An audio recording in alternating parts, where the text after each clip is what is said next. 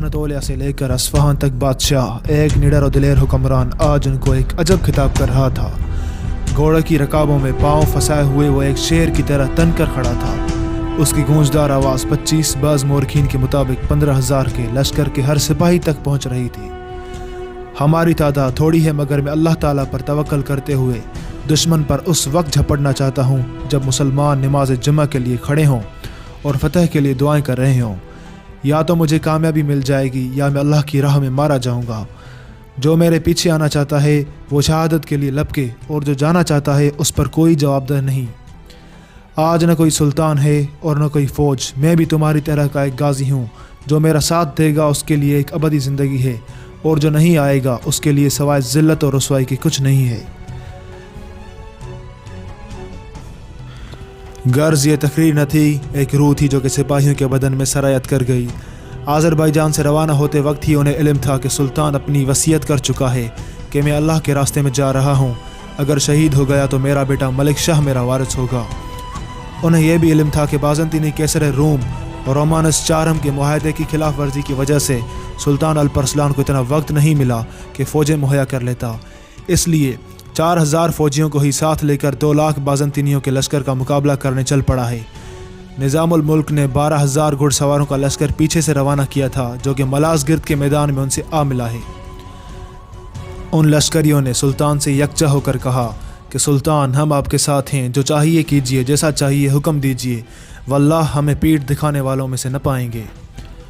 उस वक्त की मुस्लिम दुनिया के सबसे निडर सिपह सालार अल्परसलान ने तीर कमान वजूद से अलग कर दिए, तलवार व नेज़ा अपने हाथ में उठा लिया और मैदान जंग की तरफ रवाना हो गया।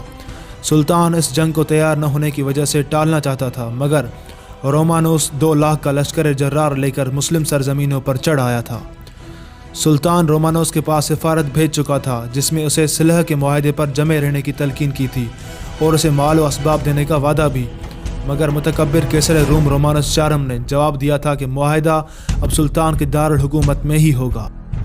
मुसलमान नमाज जुमा की अदायगी से फारिग हुए। आज का खुतबा सुल्तान का खिताब ही था, और बादस नमाज जुमा तुर्की के सर सब्ज शादाब झील वान के शुमाल में वाक़या मलाज़गिर्द के मैदान में ईसाई लश्कर से टकरा गए। मुस्लिम सरजमीनों पर अल्लाह की बारगाह में उठे हुए लातादाद हाथ सुल्तान अल्परसलान की फतह की दुआ कर रहे थे। सुल्तान की तकरीर से महमीज शुदा सिपाही चीते की तरह लपके और बिजली की तरह सीजर के लश्कर बेकरार में घुसते चले गए। यह सिर्फ बंदी और हिकमत अमली का वक्त नहीं था, दुश्मन की तादाद इतनी ज़्यादा थी कि उसका सवाल ही पैदा नहीं होता था। घोड़ों की सिमों से उठने वाली गर्द ने मुस्लिम लश्कर को नज़रों से ओझल कर दिया। तलवारों की झिंगार और लश्करों के नारों ने झील वान पर बैठे परिंदों को भी खौफजदा कर दिया। मुस्लिम लश्कर उस कील की मानंद था जिसको एक सख्त पथरीली दीवार में ठोंकने की कोशिश की जा रही हो। गर्द के बैठते ही जो मंजर अक्ल की समझ में आने वाला था, वो लश्कर इस्लाम का ईसाई लश्कर जर्रार में हमेशा हमेशा के लिए गर्क हो जाना था। लेकिन जब गर्द थमी तो एक अजब मंजर था। रूमी लश्कर उस दरा की मानंद था जिसको असाए मूसा की एक ही ज़रब ने दरमियान में से फाड़ दिया हो, और उसके दोनों अतराफ में रोमानोस के लश्करियों की लातादाद लाशें बिखरी पड़ी थीं। रोमानोस को एक गुलाम ने पकड़ लिया, सुल्तान के सामने पेश किया गया। सुल्तान ने पूछा कि अगर मैं इस हालत में होता तो तुम मेरे साथ क्या सलूक करते?